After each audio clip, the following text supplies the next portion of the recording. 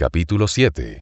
El milagro aparente. Los chinos hablan de una época, durante la dinastía Xia, en los años 2205 a 1782 a.C., en que nuestro entorno cósmico varió súbitamente.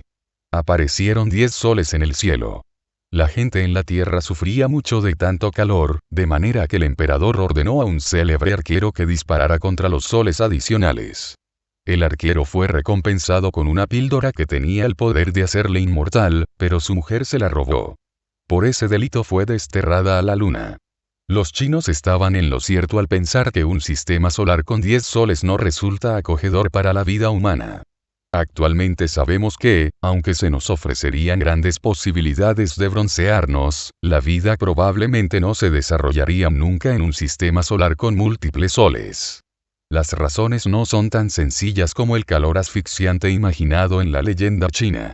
De hecho, un planeta podría tener una temperatura agradable aunque orbitara alrededor de múltiples soles, al menos durante un cierto intervalo. Pero parece improbable que así se pudiera alcanzar un calentamiento uniforme durante largos intervalos de tiempo, situación que parece necesaria para la vida. Para comprender por qué, consideremos lo que ocurre con el tipo más sencillo de sistema de múltiples estrellas, un sistema con 2 soles, que es denominado una estrella binaria. Aproximadamente, la mitad de las estrellas del firmamento son miembros de tales sistemas. Pero incluso los sistemas binarios sencillos solo pueden mantener ciertos tipos de órbitas estables, del tipo mostrado en la figura. En cada una de ellas, es probable que haya intervalos de tiempo en que el planeta esté demasiado caliente o demasiado frío para poder albergar vida. La situación sería aún peor para sistemas con muchas estrellas. Nuestro sistema solar tiene otras propiedades afortunadas sin las cuales nunca habrían podido desarrollarse formas sofisticadas de vida. Por ejemplo, las leyes de Newton permiten que las órbitas planetarias sean círculos o elipses, que son círculos alargados, más anchos en un eje y más estrechos en otro. El grado de deformación de una elipse viene descrito por lo que se denomina su excentricidad, un número entre 0 y 1. Órbitas binarias. Los planetas que orbitan en sistemas de estrellas binarias probablemente tendrían un clima poco hospitalario, en algunas estaciones demasiado cálido y en otras demasiado frío para la vida. Una excentricidad vecina 0 significa que la figura se parece mucho a un círculo, en tanto que una excentricidad próxima a 1 significa que la figura está muy aplanada. Kepler estaba trastornado por la idea de que los planetas no se mueven en círculos perfectos, pero la órbita de la Tierra tiene una excentricidad de tan solo un 2%, lo que significa que casi es circular. Como veremos, eso es un gran golpe de suerte. Los patrones estacionales del clima terrestre están determinados principalmente por la inclinación del eje de rotación de la Tierra con respecto al plano de su órbita alrededor del Sol. Por ejemplo, durante el invierno en el hemisferio septentrional, el polo norte tiene una inclinación que lo aleja del Sol. El hecho de que la Tierra se halle más cerca del Sol en esa época, solo unos 146,4 millones de kilómetros, en comparación con los 150,8 millones de kilómetros a que se encuentra a principios de julio, tiene un efecto despreciable sobre la temperatura, en comparación con los efectos de la inclinación. Pero en los planetas con una excentricidad orbital grande la variación de la distancia al Sol desempeña un papel mucho mayor. En Mercurio, por ejemplo, con una excentricidad de un 20%, la temperatura es unos 110 más cálida en la época de máxima aproximación del planeta al Sol perihelio que cuando está más alejado del Sol afelio. Excentricidades. La excentricidad constituye una medida de cuán próxima se halla una elipse a un círculo. Las órbitas circulares son propicias a la vida, en tanto que las órbitas muy elongadas producen grandes fluctuaciones estacionales de temperatura. De hecho, si la excentricidad de la órbita de la Tierra fuera próxima a la unidad, los océanos servirían cuando alcanzáramos el punto más próximo al Sol y se congelarían cuando alcanzásemos el punto más lejano, lo cual haría que ni las vacaciones de invierno ni las de verano fueran demasiado agradables. Excentricidades orbitales grandes no conducen a la vida, de manera que hemos sido afortunados de tener un planeta cuya excentricidad orbital sea próxima a 0. También hemos tenido suerte en la relación entre la masa del Sol y su distancia a la Tierra, ya que la masa de la estrella determina la cantidad de energía que libera. Las estrellas mayores tienen una masa de aproximadamente 100 veces la masa del Sol, y las menores son unas 100 veces menos masivas que el Sol. Y aún así, suponiendo que la distancia Tierra/Sol está fijada, si nuestro Sol fuera tan solo un 20% más masivo o menos masivo, la Tierra sería más fría que actualmente Marte o más caliente que Venus en la actualidad. Tradicionalmente, dada cualquier estrella, los científicos definen la zona habitable como la estrecha región alrededor de la estrella en la cual las temperaturas planetarias son tales que puede existir agua líquida. La zona habitable en nuestro sistema solar, representada abajo, es muy pequeña. Afortunadamente para aquellos de nosotros que somos formas de vida inteligente, la Tierra está precisamente en esa zona. Zona habitable. Solo los planetas que están en la zona verde, la zona habitable, son adecuados para la vida. La estrella amarilla representa nuestro Sol, las estrellas más blancas son mayores y más calientes, las más rojas son más pequeñas y frías. Los planetas más próximos a sus soles que la zona verde serían demasiado calientes para la vida y los más alejados de ella, demasiado fríos. El tamaño de la zona hospitalaria es más reducida para las estrellas más frías. Newton creía que nuestro sorprendentemente habitable sistema solar no había surgido del caos por las meras leves de la naturaleza, sino que el orden del universo fue creado por Dios al principio y conservado por él hasta nuestros días en el mismo estado y condición. Es fácil comprender por qué se puede creer eso. Esas casualidades tan improbables que han conspirado para hacer posible nuestra existencia, y el diseño del mundo hospitalario para la vida humana, serían en verdad sorprendentes si nuestro sistema solar fuera el único sistema planetario en el universo. Pero en el año 1992 se realizó la primera observación confirmada de un planeta que giraba alrededor de una estrella que no era nuestro Sol. En la actualidad conocemos centenares de planetas como ese, y poca gente duda de que exista un número incontable de otros planetas entre los muchos miles de millones de estrellas de nuestro universo. Ello hace que las coincidencias de nuestras condiciones planetarias, una sola estrella, la combinación afortunada de la distancia Tierra-Sol y la masa solar, sean mucho menos asombrosas y mucho menos elocuentes como evidencia de que el universo fue cuidadosamente diseñado solo para complacernos a los humanos.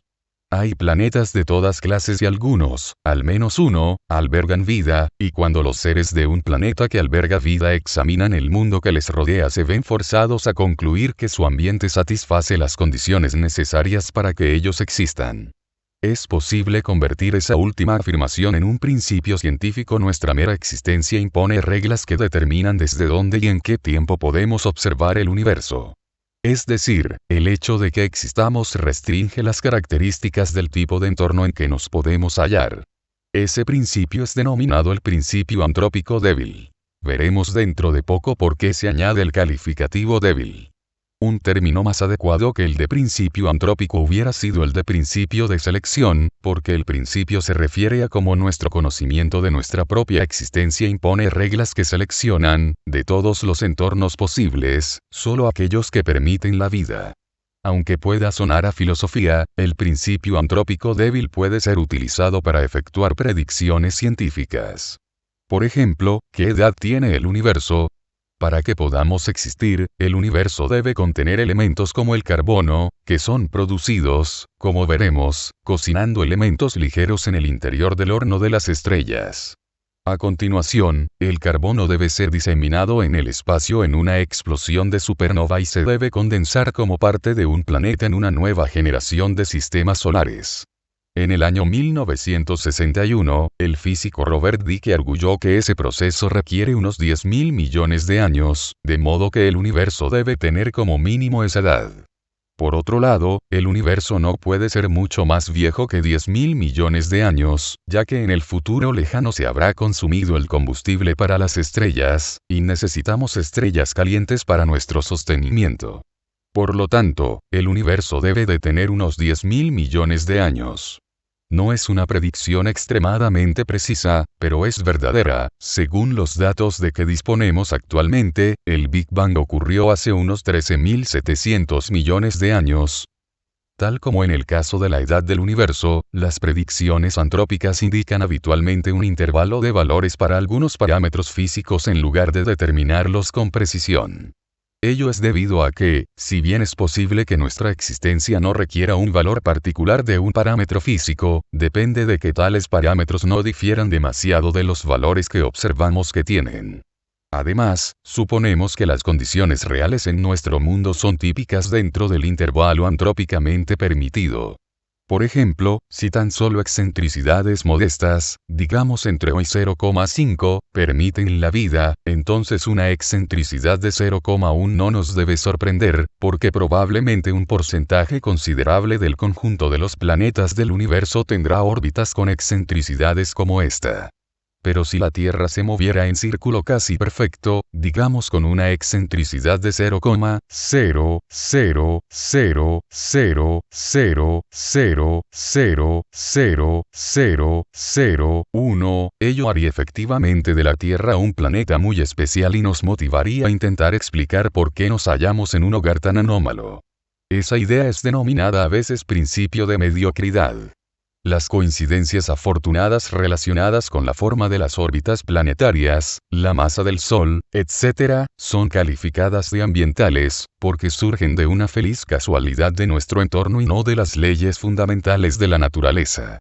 La edad del universo también es un factor ambiental, ya que aunque en la historia del universo haya un tiempo anterior y un tiempo posterior al nuestro, debemos vivir en esta era porque es la única que puede conducir a la vida. Las coincidencias ambientales son fáciles de comprender, porque nuestro hábitat cósmico es tan solo un caso concreto entre los muchos que existen en el universo, y obviamente debemos existir en un ambiente que sea compatible con la vida. El principio antrópico débil no resulta demasiado controvertido, pero hay una forma más fuerte que sostendremos a continuación, aunque es mirada con desdén entre algunos físicos. El principio antrópico fuerte sugiere que el hecho de que existamos impone restricciones no solo con respecto a nuestro entorno, sino también sobre la forma y contenido posibles de las propias leyes de la naturaleza. Esa idea surgió porque no son solo las peculiares características de nuestro sistema solar las que parecen extrañamente compatibles con el desarrollo de la vida humana, sino también las características del conjunto del universo, y eso es mucho más difícil de explicar. La historia de cómo el universo primordial de hidrógeno, helio y un poco de litio evolucionó hacia un universo que aloja al menos un planeta con vida inteligente es una historia de muchos capítulos. Como hemos mencionado antes, las fuerzas de la naturaleza tenían que ser tales que los elementos más pesados, especialmente el carbono, pudiesen ser producidos a partir de los elementos primordiales y permanecer estables durante al menos miles de millones de años. Dichos elementos pesados fueron formados en los hornos que llamamos estrellas, de manera que, antes, las fuerzas tuvieron que permitir que se formaran estrellas y galaxias. Estas crecieron a partir de las semillas de las diminutas inhomogeneidades del universo primitivo, que era casi completamente uniforme, pero sabiamente contenía variaciones de densidad del orden de una parte en 100.000. Pero la existencia de estrellas y, en su interior, de los elementos de que estamos formados, no es suficiente. La dinámica de las estrellas tenía que ser tal que algunas de ellas acabaran por explotar y, además, lo hicieran precisamente de manera que dispersaran por el espacio galáctico sus elementos pesados. Además, las leyes de la naturaleza debían permitir que esos remanentes de la explosión pudieran volverse a condensar en una nueva generación de estrellas circundadas por planetas que incorporaran esos elementos pesados. Así como algunos acontecimientos de la Tierra primitiva eran imprescindibles para permitir nuestro desarrollo, también cada eslabón de esa cadena de procesos resulta necesario para nuestra existencia. Pero en el caso de los acontecimientos que caracterizan la evolución del universo, tales procesos son regidos por el equilibrio de las fuerzas fundamentales de la naturaleza, cuyas relaciones mutuas tenían que ser justo las adecuadas para que pudiéramos existir. Uno de los primeros en reconocer que eso podía suponer un alto grado de ajuste fue Fred Hoyle en la década de 1950. Hoyle creía que todos los elementos químicos se habían formado originariamente a partir del hidrógeno, que él consideraba como la auténtica sustancia primordial. El hidrógeno tiene el núcleo atómico más sencillo, que consiste en solo un protón, sea solo o combinado con uno o dos neutrones. Las diferentes formas del hidrógeno, o de cualquier otro núcleo, que tienen el mismo número de protones pero diferente número de neutrones son denominadas isótopos. Actualmente sabemos que el helio y el litio, cuyos núcleos contienen 2 y 3 protones respectivamente, también fueron sintetizados primordialmente, aunque en mucha menor abundancia, cuando el universo tenía unos 200 segundos. Por otro lado, la vida depende de elementos más complicados, el más importante de los cuales es el carbono, la base de toda la química orgánica. Aunque podríamos imaginar organismos vivientes, como por ejemplo ordenadores inteligentes compuestos por otros elementos, como el silicio, es dudoso que la vida pudiera haber evolucionado espontáneamente en ausencia de carbono. Las razones para ello son de tipo técnico, pero tienen que ver con la manera singular en que el carbono se combina con otros elementos. El dióxido de carbono, por ejemplo, es gaseoso a temperatura ambiente, lo cual biológicamente es muy útil. El silicio es el elemento que está inmediatamente debajo del carbono en la tabla periódica y por lo tanto ambos tienen propiedades químicas análogas. Sin embargo, el dióxido de silicio, cuarzo, es mucho más útil en una colección de rocas que en los pulmones de un organismo. Aún así, quizá podrían evolucionar algunas formas de vida que se alimentaran de silicio y movieran rítmicamente sus colas en estanques de amoníaco líquido. Pero incluso un tipo exótico de vicia como este no podría evolucionar a partir de tan solo los elementos primordiales, ya que esos elementos únicamente pueden formar dos compuestos estables, el hidruro de litio, que es un sólido cristalino incoloro, y el gas hidrógeno, ninguno de los cuales es un compuesto que se pueda reproducir y mucho menos enamorarse. Además, está el hecho de que nosotros somos una forma de vida de carbono, y ello suscita la cuestión de cómo fueron formados el carbono, cuyo núcleo contiene 6 protones, y los otros elementos pesados de nuestro cuerpo. El primer paso tiene lugar cuando las estrellas más viejas empiezan a acumular helio, que es producido cuando dos núcleos de hidrógeno chocan y se fusionan entre sí. Eso ocurre dentro de las estrellas y es la manera como éstas producen la energía que nos calienta. A su vez, dos átomos de helio pueden chocar y formar berilio, cuyo núcleo contiene 4 protones. En principio, una vez se ha formado el berilio se podría fusionar con un tercer núcleo de helio para formar carbono, pero eso no ocurre porque el isótopo de berilio que se ha formado vuelve a decaer casi inmediatamente en 2 núcleos de helio. Proceso triple alfa. El carbono se forma en el interior de las estrellas a partir de colisiones de 3 núcleos de helio, algo improbable si no fuera por una propiedad especial de las leyes de la física. La situación cambia cuando las estrellas comienzan a agotar el hidrógeno. Cuando ocurre eso, el centro de la estrella se contrae hasta que su temperatura sube a unos 100 millones de grados Kelvin. En esas condiciones, los núcleos se encuentran entre sí con tanta frecuencia que algunos núcleos de berilio chocan con uno de helio antes de que hayan tenido tiempo de desintegrarse. Entonces, el berilio puede fusionarse con helio y formar un isótopo estable de carbono. Ese carbono está todavía lejos de formar agregados ordenados de compuestos químicos como los que son capaces de disfrutar de un buen vaso de vino de Burdeos, de hacer juegos de manos con vistosas sorpresas, o de plantearse preguntas sobre el universo. Seres como los humanos, el carbono debe pasar desde el interior de la estrella a unos entornos más acogedores. Eso, como hemos dicho, ocurre cuando la estrella, al final de su ciclo de vida, explota como supernova y esparce el carbono y otros elementos pesados, que posteriormente se condensarán en un planeta. Ese proceso de formación de carbono se denomina el proceso de la triple alfa, porque partícula alfa es otro nombre que se da al núcleo del isótopo de helio que interviene en el proceso, y porque ese proceso requiere que se fusionen 3 de ellos. La física usual predice que la tasa de producción de carbono mediante el proceso de la triple alfa debería ser muy pequeña.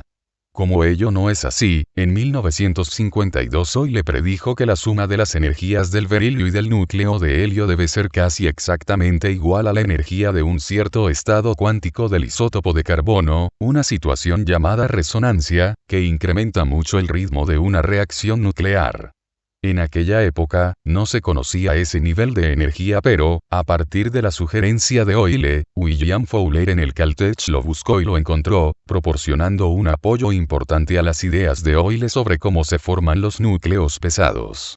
Euler escribió: No creo que ningún científico que examinara la evidencia dejara de llegar a la conclusión de que las leyes de la física nuclear han sido diseñadas deliberadamente con respecto a las consecuencias que producen en el interior de las estrellas.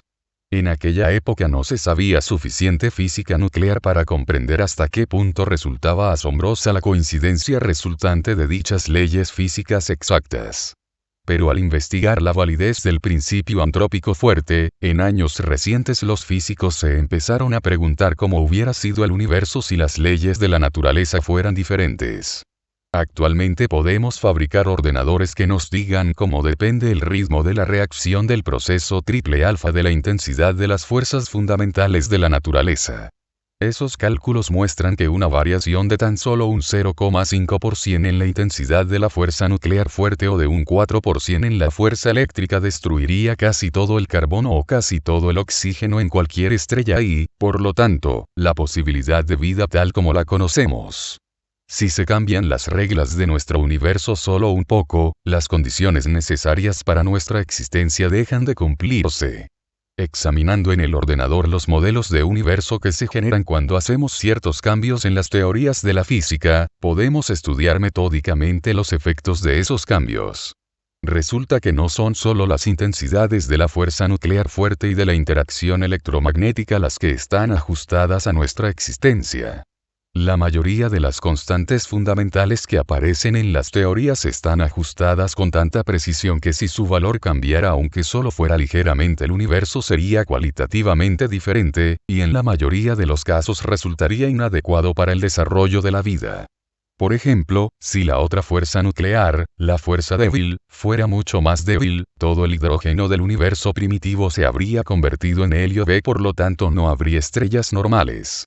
Si fuera mucho más intensa, las supernovas no lanzarían su envoltura externa al explotar y por lo tanto no sembrarían el espacio interestelar con los elementos pesados que necesitarán los planetas para producir vida. Si los protones fueran un 0,2% más pesados decaerían en neutrones y desestabilizarían los átomos. Si la suma de las masas de los tipos de quarks que constituyen un protón se modificara en tan solo un 10%, la abundancia de los núcleos atómicos estables de que estamos formados sería mucho menor.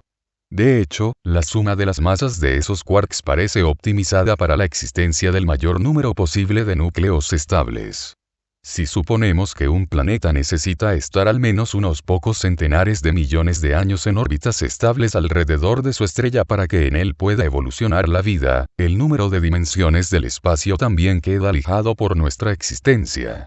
Ello es debido a que, según la ley de la gravedad, las órbitas elípticas estables solo son posibles en 3 dimensiones. Las órbitas circulares son posibles en otros números de dimensiones pero, tal como temía Newton, son inestables. Para cualquier número de dimensiones excepto 3, incluso perturbaciones pequeñas como las producidas por la atracción de los otros planetas expulsarían a un planeta de su órbita circular y harían que cayera en espiral hacia el Sol o que se escapara en espiral, de manera que o bien arderíamos o bien nos congelaríamos.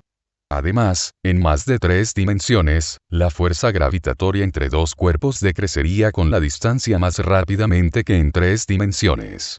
En 3 dimensiones, la fuerza gravitatoria cae a un cuarto de su valor si duplicamos la distancia. En 4 dimensiones caería a un octavo veces. En 5 dimensiones caería 16 veces, y así sucesivamente. Por consiguiente, en más de 3 dimensiones el Sol no podría existir en un estado estable, con su presión interna equilibrándola con presión de la gravedad. Ello significa que o bien se despedazaría o bien se colapsaría, formando un agujero negro, y cualquiera de las dos posibilidades nos echaría a perder el día.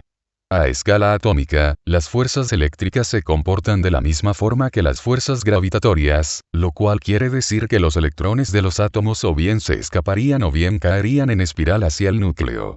En ninguno de los dos casos serían posibles los átomos como los conocemos. La emergencia de estructuras complejas capaces de albergar observadores inteligentes parece ser muy frágil. Las leyes de la naturaleza forman un sistema extremadamente bien ajustado, y las leyes físicas se pueden cambiar muy poco sin destruir la posibilidad del desarrollo de vida como la que conocemos. Si no fuera por una serie de intrigantes coincidencias en los detalles precisos de las leyes físicas, parece que no hubieran podido llegar a existir ni los humanos ni formas de vida semejantes a las que conocemos. La coincidencia de ajuste fino más impresionante se refiere a la llamada constante cosmológica de las ecuaciones de Einstein de la relatividad general. Tal como hemos dicho, en 1915, cuando formuló su teoría, Einstein pensaba que el universo era estático, es decir, ni se expandía ni se contraía. Como la materia atrae a la materia, introdujo en su teoría una nueva fuerza antigravitatoria para contrarrestar la tendencia del universo a colapsarse sobre sí mismo.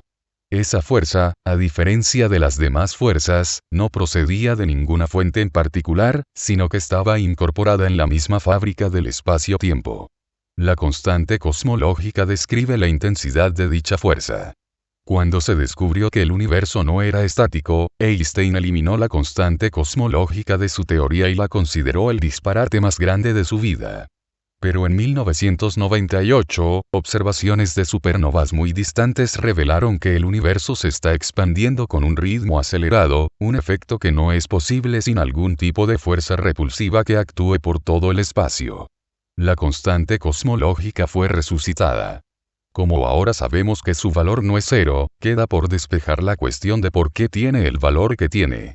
Los físicos han ideado argumentos que explican cómo podría surgir debido a efectos mecánico-cuánticos, pero el valor que calculan es unos 120 órdenes de magnitud, un seguido de 120 ceros mayor que su valor real, obtenido de las observaciones de supernovas. Ello significa que o bien el razonamiento utilizado en el cálculo es erróneo o bien que existen otros efectos que se anulan milagrosamente entre sí salvo en una fracción diminuta del número calculado. Lo que sí es cierto es que si el valor de la constante cosmológica fuera muy superior al valor que tiene, nuestro universo se habría despedazado antes de que las galaxias se hubieran podido formar y, una vez más, la vida tal como la conocemos sería imposible. ¿Qué cabe pensar sobre esas coincidencias? Tener tanta suerte en la forma precisa y en la naturaleza de las leyes físicas fundamentales es un tipo de suerte diferente de la que hemos hallado en los factores ambientales. No puede ser explicada con tanta facilidad y tiene implicaciones físicas y filosóficas mucho más profundas. Parece que nuestro universo y sus leyes han sido diseñados con exquisita precisión para permitir nuestra existencia y que, si tenemos que existir, queda poca libertad para su alteración. Eso no es explicable fácilmente y suscita la pregunta natural de por qué las cosas son así. A mucha gente le gustaría que utilizáramos esas coincidencias como evidencia de la obra de Dios. La idea de que el universo fue diseñado para alojar a la humanidad aparece en las teologías y las mitologías desde hace miles de años hasta el presente. En el Popol Vuh de los mayas los dioses proclaman: no recibiremos gloria ni honor de lo que hemos creado y formado hasta que existan los humanos, dotados de razón. Un texto egipcio típico datado hacia 2000 a.C. dice que los hombres, el ganado de Dios, han sido bien proveídos. Él, el Dios Sol, hizo el cielo y la tierra para beneficio de ellos. En China, el filósofo taoísta Liu Yukou expresó la idea mediante un personaje de una narración que dice: el cielo hace crecer 5 tipos de grano y produce los animales con aletas o con plumas especialmente para nuestro provecho. En la cultura occidental, el Antiguo Testamento contiene la idea del diseño providencial en su historia de la creación, pero la interpretación cristiana también fue muy influida por Aristóteles, quien creía en un mundo natural inteligente que funciona de acuerdo con un diseño. El teólogo cristiano medieval Tomás de Aquino 1225-1274 utilizó las ideas de Aristóteles sobre el orden de la naturaleza para argumentar la existencia de Dios. En el siglo XVI, otro teólogo cristiano llegó al extremo de decir que los conejos tienen colas blancas para que nos resulte más fácil cazarlos. Una ilustración más moderna del punto de vista cristiano fue suministrada hace unos pocos años por Krzysztof Schönborn, cardenal arzobispo de Viena, quien escribió: actualmente, a comienzos del siglo XXI, enfrentados a afirmaciones científicas como el neodarwinismo y la hipótesis del multiverso, existencia de muchos universos en cosmología, inventadas para eludir las evidencias abrumadoras de propósito y de diseño halladas en la ciencia moderna, la Iglesia Católica defenderá todavía la naturaleza humana proclamando que el diseño inmanente en la naturaleza es real. En cosmología, la evidencia abrumadora de propósito y diseño a la cual se estaba refiriendo el cardenal es el ajuste fino de las leyes físicas a que nos acabamos de referir. El punto de inflexión en el rechazo científico de un universo centrado en los humanos fue el modelo copernicano del sistema solar, en el cual la Tierra ya no tenía una posición central. Irónicamente, el punto de vista del propio Copérnico era antropomórfico, hasta el extremo de que nos consuela haciéndonos observar que a pesar de su modelo heliocéntrico la Tierra está casi en el centro del universo. Aunque la Tierra no esté en el centro del mundo, sin embargo, su distancia a dicho centro no es nada en comparación con la de las estrellas fijas. Con la invención del telescopio, algunas observaciones del siglo XVII, como el hecho de que nuestro planeta no es el único orbitado por una luna, apoyaron el principio copernicano de que no gozamos de una posición privilegiada en el universo. En los siglos siguientes, cuanto más fuimos sobre el universo, más pareció que nuestro planeta era tan solo una variedad de la jardinería planetaria. Pero el descubrimiento relativamente reciente del ajuste extremadamente fino de muchas de las leyes de la naturaleza nos podría conducir, al menos a algunos, hacia la vieja idea de que ese gran diseño es la obra de algún gran diseñador. En América, como la Constitución prohíbe la enseñanza de la religión en las escuelas, ese tipo de idea es denominado diseño inteligente, con la idea no manifiesta pero implícita de que el diseñador es Dios. Pero esa no es la respuesta de la ciencia moderna. Vimos en el capítulo 5 que nuestro universo parece ser uno entre muchos otros, cada uno de ellos con leyes diferentes. La idea del multiverso no es una noción inventada para justificar el milagro del ajuste fino, sino que es consecuencia de la condición de ausencia de límites y de muchas otras teorías de la cosmología moderna. Pero si es verdad, reduce el principio antrópico fuerte al débil, al situar los ajustes finos de las leyes físicas en la misma base que los factores ambientales, ya que significa que nuestro hábitat cósmico, actualmente la totalidad del universo observable, es tan solo uno entre otros muchos, tal como nuestro sistema solar es uno entre muchos otros. Ello quiere decir que de la misma manera que las coincidencias ambientales de nuestro sistema solar fueron convertidas en irrelevantes al darnos cuenta de que existen miles de millones de sistemas planetarios, los ajustes finos en las leyes de la naturaleza pueden ser explicados por la existencia de miles de millones de universos. Mucha gente a lo largo de los siglos ha atribuido a Dios la belleza y la complejidad de la naturaleza que, en su tiempo, parecían no tener explicación científica. Pero así como Darwin y Wallace explicaron cómo el diseño aparentemente milagroso de las formas vivas podía aparecer sin la intervención de un ser supremo, el concepto de multiverso puede explicar el ajuste lino de las leyes físicas sin necesidad de un creador benévolo que hiciera el universo para nuestro provecho.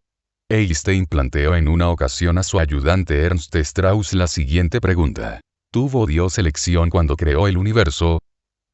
En el siglo XVI, Kepler estaba convencido de que Dios había creado el universo de acuerdo con algún principio matemático perfecto.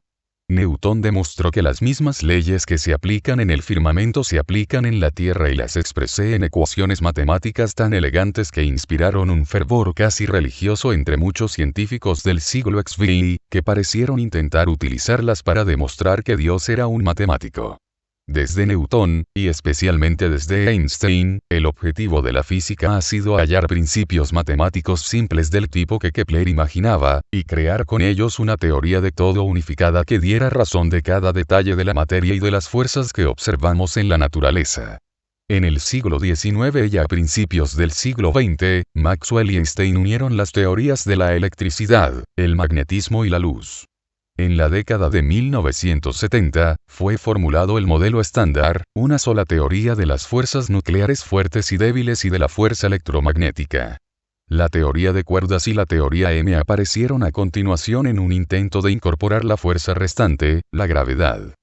El objetivo era hallar no solo una sola teoría que explicara todas las fuerzas, sino también los valores de los parámetros fundamentales de que hemos estado hablando, como por ejemplo la intensidad de las fuerzas y las masas y cargas de las partículas elementales. Tal como Einstein lo expresó, la esperanza consistía en decir que la naturaleza está constituida de tal forma que es posible establecer lógicamente unas leyes tan estrictamente determinadas que en su marco solo pueden presentarse constantes físicas completamente determinadas de forma racional, por lo tanto, constantes cuyo valor numérico no pueda ser modificado sin destruir la teoría. Es improbable que una teoría única tuviera el ajuste fino que nos permite existir. Pero si a la luz de los avances recientes interpretamos el sueño de Einstein como la existencia de una teoría única que explique este y otros universos, con todo su espectro de leyes diferentes, la teoría M podría ser tal teoría. Pero la teoría M es única, o es exigida por algún principio lógico simple. Podemos responder a la cuestión de por qué la teoría M,